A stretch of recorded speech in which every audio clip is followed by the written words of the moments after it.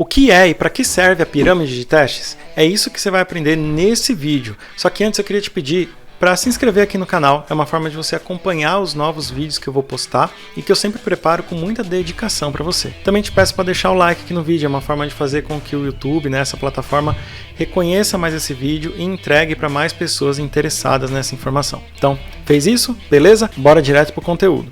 A pirâmide de testes é uma ilustração, é uma representação criada por Mike Cohn no livro Succeeding with Agile. Essa pirâmide, ela nada mais é do que uma forma de demonstrar no mundo ideal como deveriam estar divididos os seus testes automatizados. Então ela demonstra desde a sua base, numa pirâmide, a base é maior, até o seu topo, sendo menor, porque é um triângulo, é uma pirâmide, como você deveria distribuir esses testes. Para isso, eu fiz uma ilustração aqui dessa pirâmide, tá? E eu vou mostrar para vocês agora aqui na tela. Bom, olha só, como eu falei, a base da pirâmide ela é sempre maior, porque por causa do formato mesmo da pirâmide. Então, aqui ilustra bem que na base dessa pirâmide deveriam existir a maior quantidade, a maior parte dos testes como sendo testes de unidade.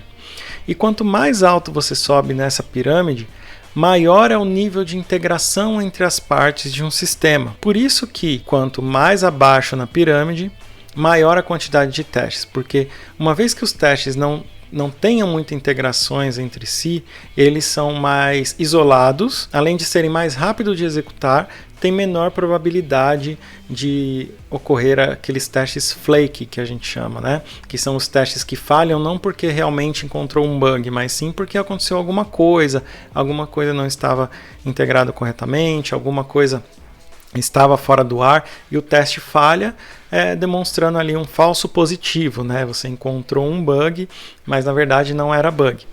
Então, por isso que dentro dessa ilustração da pirâmide, na base dela existem os testes de unidade, porque os testes de unidade, uma vez criados, eles são muito rápidos de executar uma grande quantidade.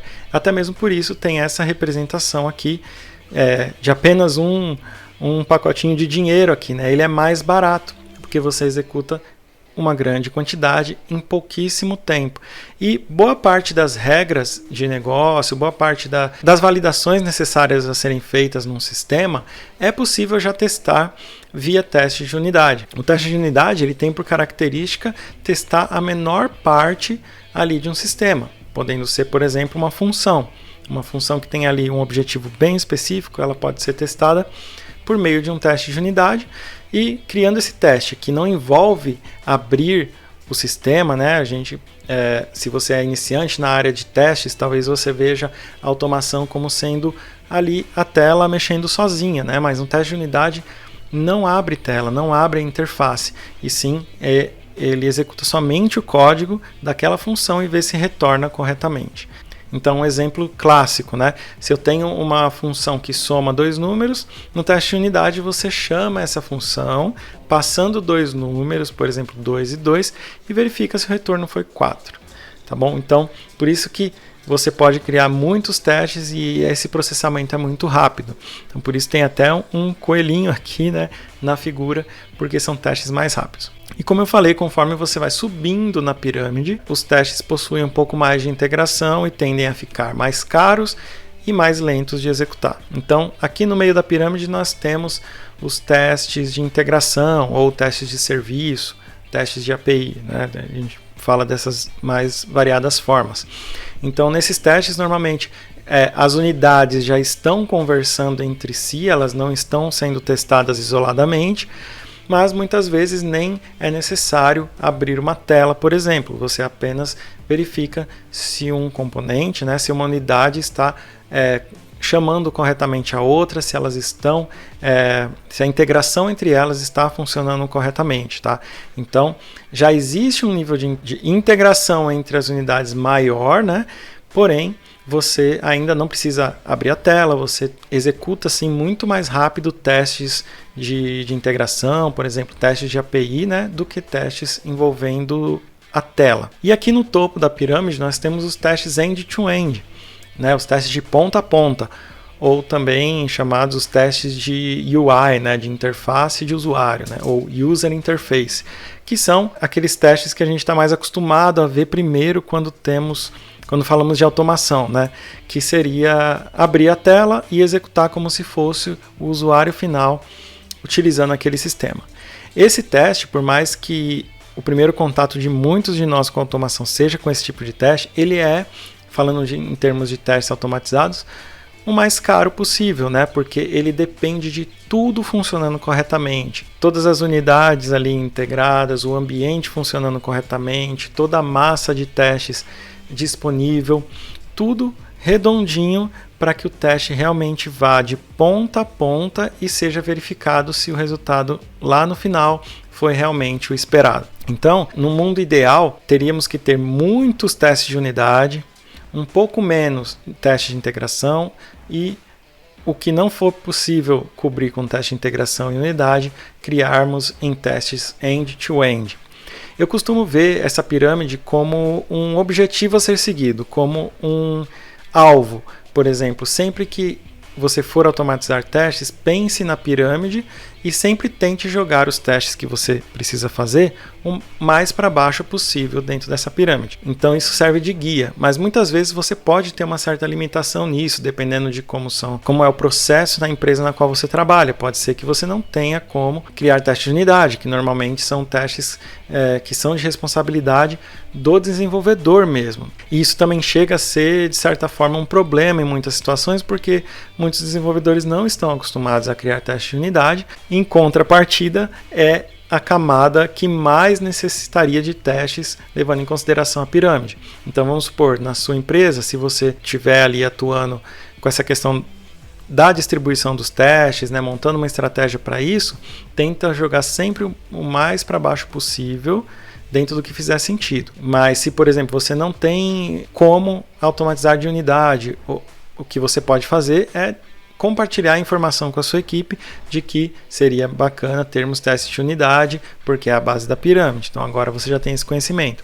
Mas normalmente, da parte de teste de integração para cima, é onde os testers, os QAs, costumam já ter mais autonomia. Então, pelo menos nessas duas camadas, normalmente é um pouco mais comum que a gente tenha mais autonomia de trabalhar aqui. Então, eu diria que você deveria tentar sempre jogar a maior parte dos testes que você mesmo precisa criar aqui para a camada de integração, né? E o que realmente fizer sentido testar na tela, via tela de ponta a ponta, aí sim criar testes end-to-end, tá? E aqui temos uma nuvem aqui em cima, né? Que seria passando a ideia de complementar tudo isso com testes manuais, tá? Então, o que não foi possível automatizar a unidade, integração e end-to-end, às vezes nem só o que não for possível, mas muitas vezes algum tipo de teste não vale a pena automatizar. Às vezes é alguma coisa muito específica que não vale a pena ter aquilo automatizado, né? E aí você complementa com testes manuais, podendo ser tanto os testes funcionais ou execução de casos de testes, como também, né, uma forma que complementa de uma forma bem interessante tudo isso aqui é usando técnicas de teste exploratório, né? Usando testes baseados em sessão, por exemplo, para exercitar outras formas, né? Utilizar a sua experiência no sistema também para procurar diferentes defeitos, né? Que não estão na automação de testes. Então, essa aqui é a representação da pirâmide de testes e é dessa forma com que ela funciona.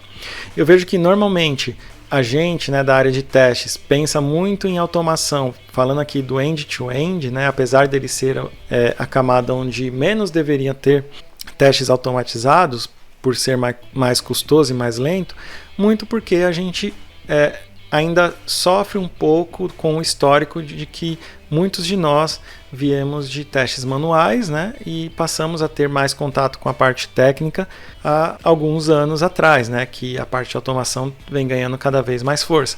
Então, a gente acabou transferindo esse conhecimento dos testes manuais envolvendo tela e acabamos entrando direto no teste end-to-end. Mas não se esqueça que você precisa sim, e é muito valioso para o seu time, que você tenha conhecimento de integração e também tenha conhecimento de unidade, principalmente para mentorar a sua equipe, né, mentorar o seu time, de que isso é importante e dar um norte para eles, porque normalmente, como eu falei, teste de unidade de responsabilidade do desenvolvedor. E tem um antipadrão, na verdade, que é uma das coisas que mais acontece na maioria das empresas, que é a pirâmide invertida, né? Que fica parecendo aí um cone de sorvete, né? E boa parte das empresas ainda está lutando para ter a pirâmide no modelo ideal, né? Que é esse aqui que eu acabei de mostrar. Porém, muitas ainda estão nesse modelo, que é a maior parte dos testes executados como sendo manuais, e quando tem automação, normalmente é muitos testes automatizados de interface, né, end-to-end, e aí vai descendo. Alguns ali de integração e poucos ou nenhum ali de unidade. Então, a gente como especialistas em qualidade de software, temos que ter essa noção e sempre mirar na pirâmide, no modelo ideal, que é esse aqui, tá? Como eu falei, eu costumo ter esse modelo como um norte, né? Tentar sempre seguir e deixar dessa forma. Se você sempre mirar nela, tentar deixar o mais próximo possível da pirâmide da forma ideal, dessa forma aqui, melhor vai ser o seu processo de qualidade. E aí você vai estar atuando também como um mentor ali da área de qualidade de software, tendo mais esse conhecimento e compartilhando com a equipe, né, para que você ganhe mais força nessa questão da automação, seja mais ouvido como especialista em qualidade de software dentro do seu time, para que você possa evangelizar o uso correto, né, e a distribuição correta dos testes automatizados dentro de um processo de desenvolvimento, beleza? Então essa é a pirâmide de testes, a tão falada, a famosa pirâmide de testes. Eu espero que eu tenha conseguido explicar para você de uma forma clara, utilizando termos aí mesmo para quem seja iniciante consiga entender, e eu quero saber seu feedback. Deixa um comentário aqui dizendo se ficou claro, e se ficou alguma dúvida pode comentar também, que com certeza eu vou te responder, tá bom? Abaixo na descrição tem link dos cursos que eu possuo e também de outros vídeos que possam ser interessantes para você. E se você gostou desse vídeo, se ele te agregou em algum conhecimento e você ainda não deu like, eu não sei por qual motivo, dá um like aí no vídeo, se inscreve no canal e a gente se vê na próxima.